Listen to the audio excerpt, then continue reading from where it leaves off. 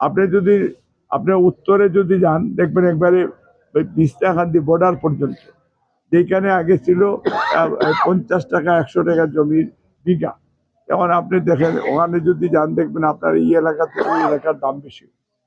আপনি জলালপুরের দিকে যান, মংলাবাজারের এই দিকে যান, দেখেন রাস্তাঘাটের নেই।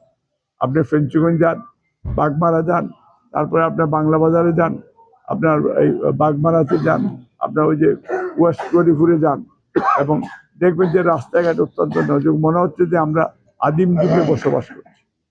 এই জন্য আমাদের হেলথ সেক্টরও যদি আপনি দেখেন, যে আপনি দেখবেন যে আমাদের আগে তো উপজেলা বিভিন্ন জায়গায় মানুষের স্বাস্থ্য সেবা দেওয়ার জন্য আগে কোনো কোনো জায়গায় একটা প্রতিষ্ঠান ছিল।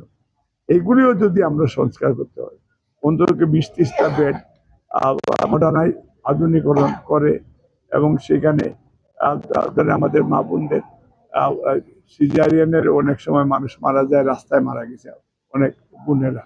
এই জন্য আমাদের এইগুলির দিকে আমাদের নিশ্চিত করতে হবে, আমাদের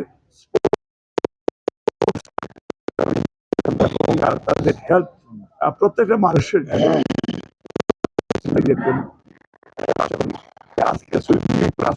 বাড়ির গ্রামগুলিতে আগে পুকুরে আমরা সাঁতার কাটা শিখেছি, যেমন সাঁতার কাটা শেখার একটা ভালো অবস্থান নেই।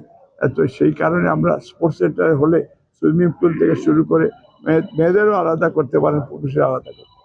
এই এক্সারসাইজটা বেঁচে থাকার জন্য হলেও আপনার এগুলি প্রয়োজন রয়েছে।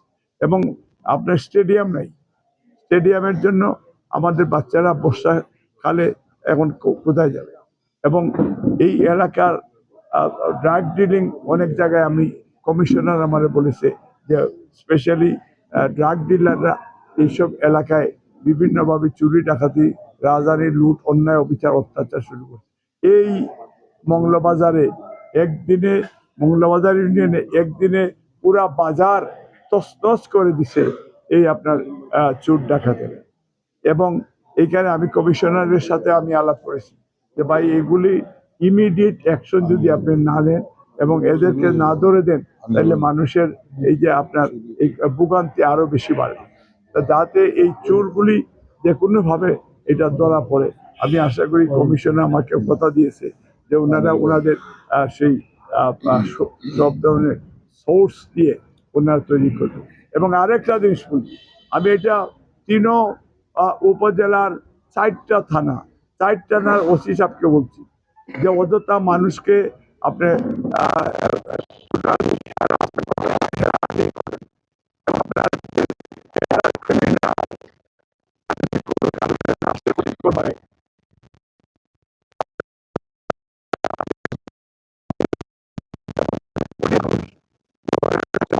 এইটা আপনি করতে পারবেন। এই জন্য তারা আমাকে বলেছে যে তারা কপারেশন করবে, তারা কোনো মানে এমনি ফালতু তারা কাউকে আপনি হেরানি করবেন। আমি আপনাদের সাহায্য চাই, আপনারা দানের শীষে ভোট দিবেন ইনশাল্লাহ। কারণ আপনারা এই যে মুনাফিকদেরকে, যারা দেশ